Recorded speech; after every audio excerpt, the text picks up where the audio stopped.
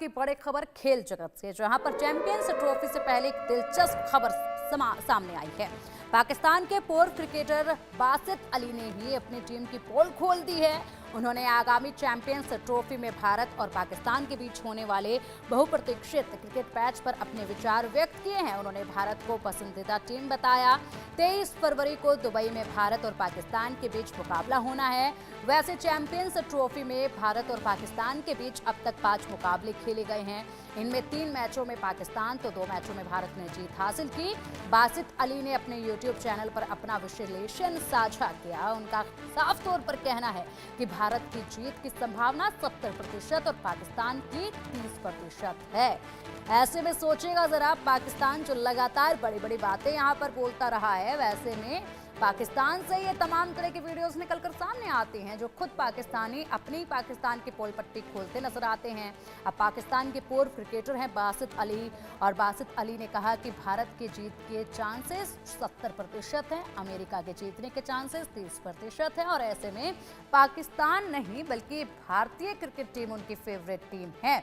और इसी के साथ उन्होंने ये बड़ी बात कह दी है। अब चलिए इसी पर हमारे स्पोर्ट्स एडिटर मनोज जोशी जी हमारे साथ हैं। मनोज जी, चैंपियंस ट्रॉफी को लेकर जितनी भी चीजें अभी तक सामने आई पाकिस्तान से जुड़े हुए, पाकिस्तान मेजबानी कर रहा है इस ट्रॉफी की, और ऐसे में तमाम जो चीजें हलचल निकलकर सामने आती हैं वो खुद पाकिस्तान के लोग ही पाकिस्तान की जो सच्चाई है वो सामने रख देते हैं।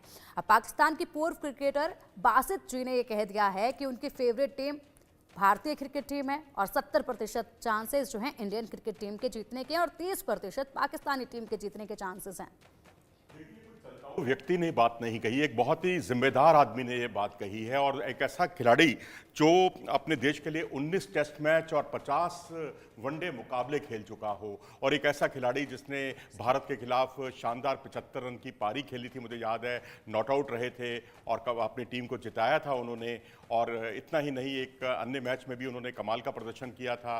क्राइस्ट चर्च में न्यूजीलैंड के खिलाफ सेंचुरी बनाई थी। खैर ये तो खैर उनका अपना इतिहास हो गया, लेकिन जहां तक उन्होंने जो बात कही है, बहुत सटीक विश्लेषण करने के लिए वो जाने जाते हैं। अपने और पराये का भेद बिल्कुल नहीं समझते, और जिस तरह से जो बातें उन्होंने कही, क्योंकि पाकिस्तान भी देखे तो साउथ अफ्रीका को हराकर, पीछे साउथ अफ्रीका को साउथ अफ्रीका में जाकर हराया उसने ऑस्ट्रेलिया को जाकर ऑस्ट्रेलिया में हराया, उसने जिम्बाब्वे में जाकर जिम्बाब्वे को हराया, तो 3 बड़ी टीमों को हराया। उसके बाद तजुर्बा भी ज़्यादा है, क्योंकि वनडे क्रिकेट जो है अभी हाल में अगर पिछले साल देखें 2024 में, तो भारत का तजुर्बा बहुत ही कम रहा है। भारत सिर्फ 3 मुकाबले खेला है और 3 में भी सीरीज नहीं जीत पाया। 24-25 साल में भारत हारा है, लेकिन अब क्योंकि करंट फॉर्म देखें भारत की, तो भारत ने अभी हाल में जिस तरह से अभी पिछले दिनों इंग्लैंड की टीम को हराया, उसका क्लीन स्वीप किया है, उससे भारत की उम्मीदें जग गई हैं। और वहीं पाकिस्तान जो है, जिस तरह से अभी ट्राई सीरीज में न्यूजीलैंड से हारा, फाइनल में पहुंचा, ठीक है, एक अद्भुत मैच था वो, जिसमें साउथ अफ्रीका को उसने एक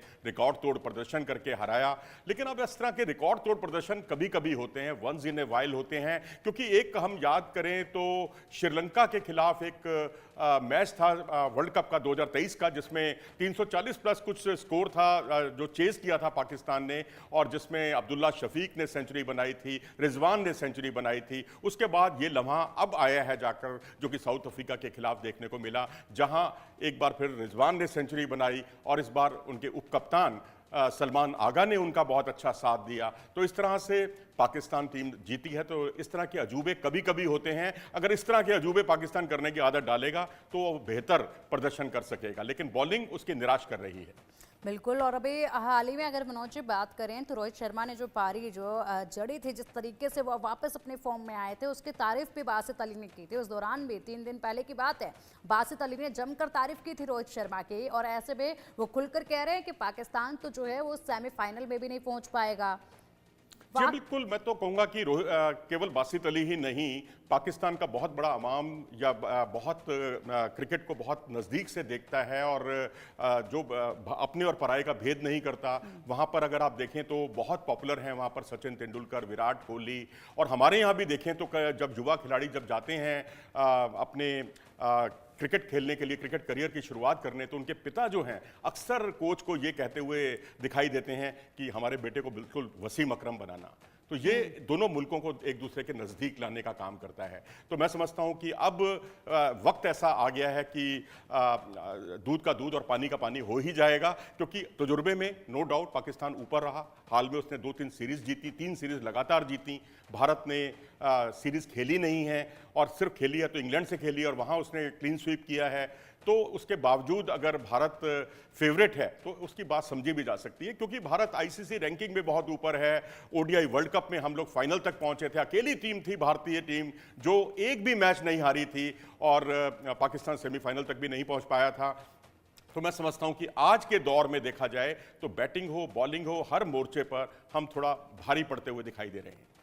बिल्कुल, हर मोर्चे पर भारतीय जो हैं वो भारी पड़ते दिखाई दे रहे हैं। लेकिन मनोज जी, अगर बात की जाए खुद पाकिस्तान के इतने बड़े दिग्गज की तरफ से भारतीय टीम की तारीफ सुनना, और जिस तरीके से उन्होंने ये कह दिया है कि 70% चांसेस भारतीय टीम के ही हैं, तो पाकिस्तानी खिलाड़ियों का इस वक्त क्या रिएक्शन होगा? क्या वो बातें कर रहे होंगे? क्या उनका इस तरफ कहना होगा? क्या वाकई में वो भी ये मानते हैं कि हाँ, अगर इतने बड़े दिग्गज ने जिनको वो मानते हैं उन्होंने ये बात कही है, तो कहीं ना कहीं ज़रूर यहाँ पर भारतीय टीम जो है वो बेहतरीन है? तो मनोबल कहीं ना कहीं टूटता है अपनी टीम का, जब अपनी टीम के लोग दूसरी टीम का इस तरीके से वेलकम करते हैं, इस तरीके से जब उनकी तारीफ करते हैं और उनके जीतने का अंदाज़ा लगा देते हैं। देखिए, मनोबल बढ़ाने का काम जो है ना पूर्व खिलाड़ियों का नहीं है, वो आपके साथ स्पोर्ट्स स्टाफ है, कोच है, इनका काम है मनोबल बढ़ाना। वो बिल्कुल जो है एक एक्सपर्ट की तरह अपना यूट्यूब चैनल चलाते हैं, उसमें बिल्कुल अपनी खरी बात कहते हैं। अभी आपने थोड़ी देर पहले रोहित शर्मा का जिक्र किया, वहाँ ज़हीर अब्बास हुआ करते थे जब 80 के दशक में भारत आए थे। तो बल्कि जब भारतीय टीम पाकिस्तान गई थी, भारत में तो उतने नहीं चले, लेकिन वो हमसे आउट ही नहीं होते थे। अब वो खिलाड़ी जो है अब विदेश में रहता है, और वो कहते हैं जब भी मैं कभी दूसरे कमरे में भी हूँ, मुझे कानों में आवाज़ आ जाए कि रोहित शर्मा खेल रहे हैं, टीवी पर सुनता हुआ मैं उनको देखता हूँ, तो मैं अपने सारे काम छोड़ के रोहित शर्मा की बल्लेबाजी देखने के लिए मैं टीवी सेट के साथ चिपक जाता हूँ। तो ये बहुत बड़ा कॉम्प्लीमेंट है, मैं कहूँगा एक अच्छी खेल भावना है उस खिलाड़ी की। तो मैं समझता हूँ कि क्रिकेट वाकई एक ऐसा खेल है जो दोनों मुल्कों को करीब लाने का काम करता है, और बल्लेबाजी हो गेंदबाजी हो, क्योंकि गेंदबाजी जो है फास्ट बॉलिंग पाकिस्तान की शुरू से ताकत रही है, नो डाउट अबाउट इट, इसमें कोई हमें कहने में गुरेज नहीं है। लेकिन अब जो ट्राई सीरीज में देख लीजिए, जिस तरह से शाहिन शाह अफरीदी जो हैं एक्सपोज हुए हैं, डेथ ओवर में उनसे बॉलिंग नहीं हो पा रही। शुरू में तो चलो मॉइस्चर का वो फ़ायदा उठा लेते हैं, स्विंग करा लेते हैं दोनों ओर, लेकिन जब डेथ ओवर में आते हैं तो अगर आप देखें तो 2 मैचों में जो उनके 3 या 4 ओवर अगर आप निकाल के देखें तो उन 4 ओवरों में उन्होंने करीब करीब 18 या 20 रन प्रति ओवर के हिसाब से रन खर्च किए हैं। तो ये दिखाता है कि आपका मेन स्ट्राइक बॉलर ही इस वक्त लय में नहीं है। हारिस रऊफ को देखें आप, तो वो इस वक्त इंजरी से जूझ रहे हैं। हसनैन क्यों है टीम में तेज गेंदबाज, मेरी समझ से परे है। मोहम्मद वसीम होने चाहिए थे जो कि डेथ ओवर के में अच्छी गेंदबाजी कर सकते हैं। एक तो टीम सिलेक्शन उतना अच्छा नहीं हुआ, और नसीम शाह मेरे फेवरेट प्लेयर हैं, नो डाउट अबाउट इट, लेकिन वो इस वक्त बिल्कुल लय में नहीं है पाकिस्तान के तेज गेंदबाज। तो मैं समझता हूं कि यहाँ थोड़ा सा पाकिस्तान की जो सबसे बड़ी ताकत मानी जाती है तेज गेंदबाजी, वही उसको लेट डाउन कर रही है। तो पाकिस्तान के तेज गेंदबाजी की आप बात कर रहे हैं, ऐसे में मनोज जी हम बात